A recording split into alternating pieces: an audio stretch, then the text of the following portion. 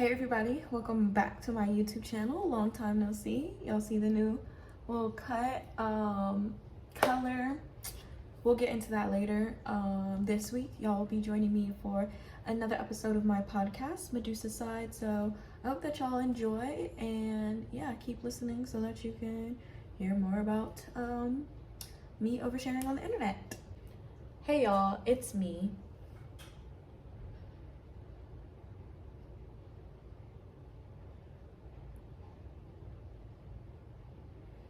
Hey y'all, it's me, your host, LV. Is it not working? Oh my god, technical difficulties. Hey y'all, it's me, your host, LV, checking in with you all again for another episode of my podcast, Medusa Side, where every week we'll discuss the unheard side of healing from the perspective of someone who is always deemed the villain. As a part of me, wildly oversharing my perspectives on the internet, this week let's go down a little spiral. This episode, we're going to touch on getting over and getting the fuck through whatever is going on in the world right now. After listening to this week's message, I hope you can take away some good practices to implement in your own journey of self-healing. The only way over is through.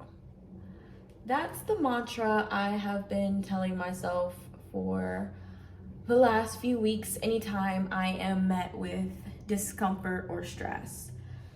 It's been my sword and my shield against anxiety that threatens to deter me from the goals that I've set for myself. When you realize that your mind is your number one obstacle on your path to growth, you start to challenge your thoughts more often. Now, I don't want y'all to take that as a negative thing. I want y'all to realize that, yes, it may be a scary thought for sure. And I've done the spiral several times, trust me. That internal discourse of how can I not even trust my own mind? It's taking a lot of therapy and self-reflection to understand that my mind works like that to protect me. It says to itself, I recognize these patterns and behaviors. I've seen these things before, and it reacts and responds in that way because it responds in an uninvolved version of myself.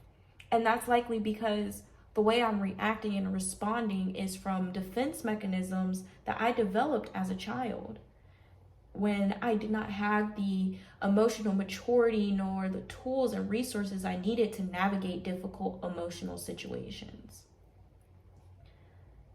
Be nice to yourself. Why is it so hard for us to just be nice to ourselves? Starting a new career post-grad has been a roller coaster of a transition. I constantly go between thinking I have it all figured out and I love my job, or I'm bored and craving to do something more or different. I mean, my purpose in life couldn't simply just be to work in corporate tech, right?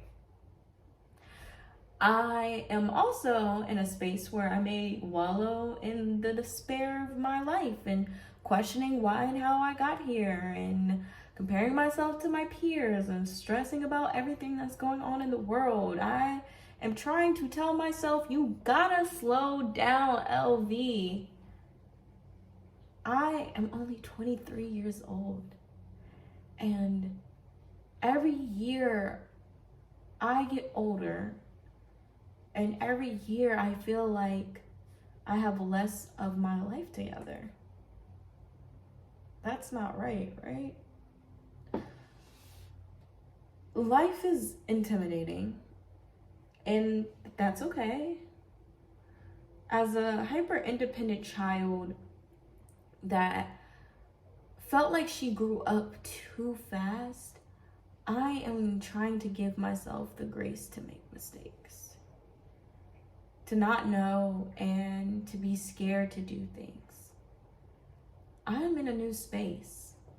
It's different from college. It's more extreme than your first day of school, graduating, moving a state away. And by the way, I've never lived out the state before, so whew. It's different. I started a new job. I'm living in a major city by myself. That's a hell of a change. And for me to be scared, to be nervous, to feel stressed 7 months later is okay. Yesterday, y'all, I had a whole mental breakdown. And it truly was not my best. But it certainly was not my worst either. I've had full-blown sobbing fest in the middle of the clock tower parking lot on a Tuesday afternoon with a group of freshmen like gawking at me.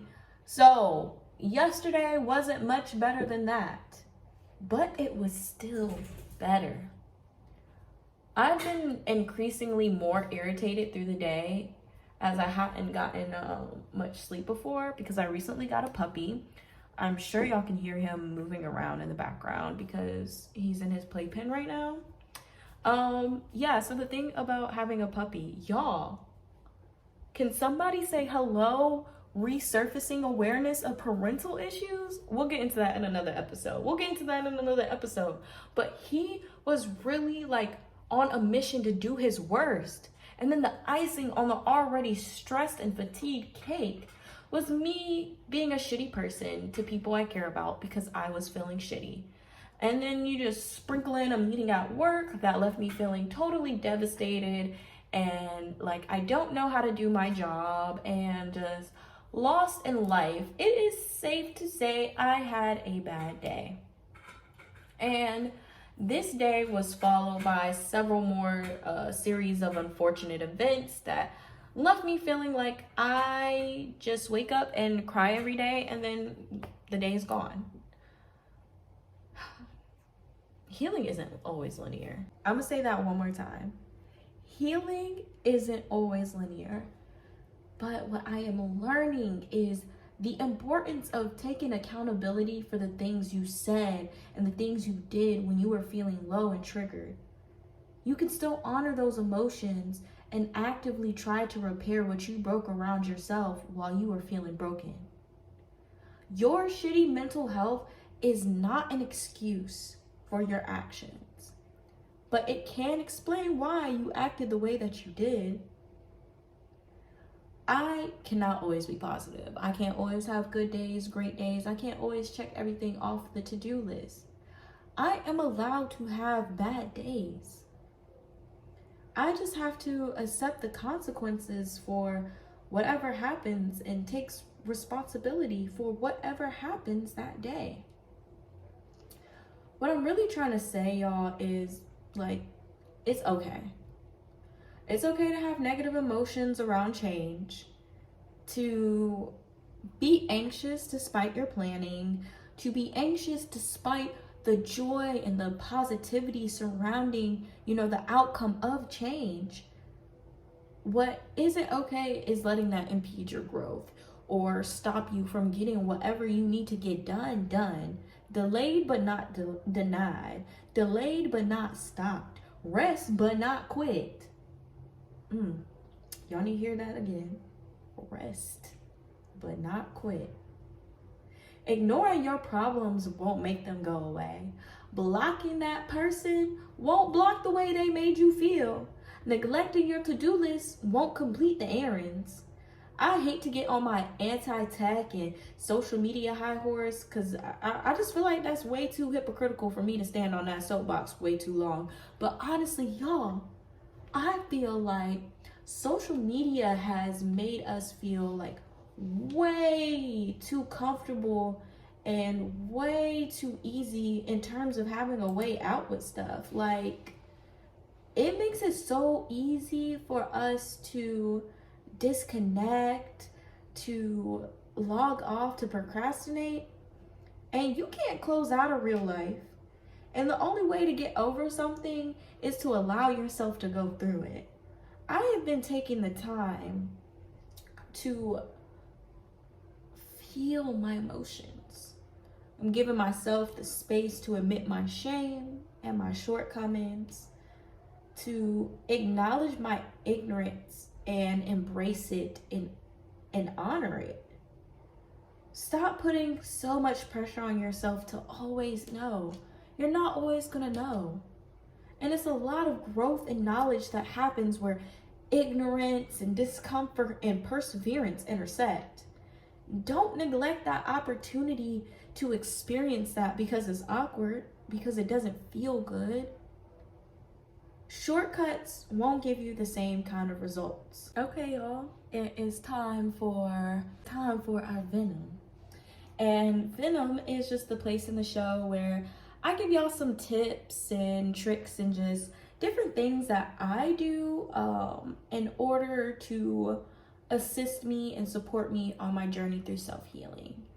And I hope that after hearing some of my little bits of venom, that y'all also take away a few things that you can implement in your own lives. The very first thing that I've been doing recently is really utilizing a planner. However you want to do it. I have a paper one. It's pretty helpful. It's super cute.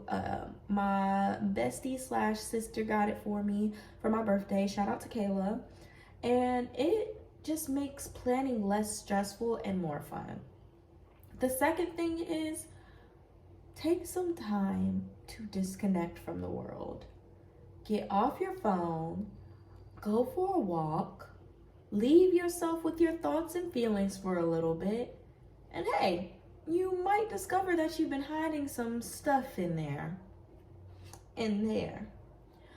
And the last thing is get you a good routine going. Routines and muscle memory really help you power through those days where you don't feel motivated, because it's discipline that's going to get you the results you want in life and not motivation.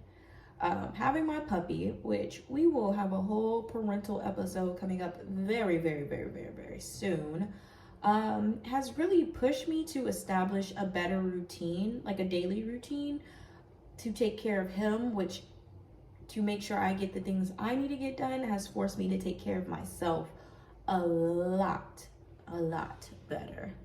All right, y'all, that wraps up today's episode.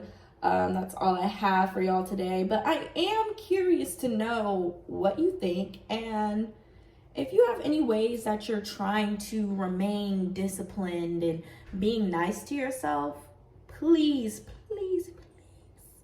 share.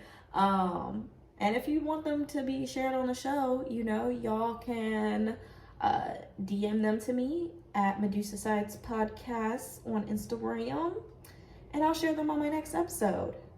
So once again, y'all, thanks for tuning in with me, your host, LV, who is signing out. I'll see y'all later.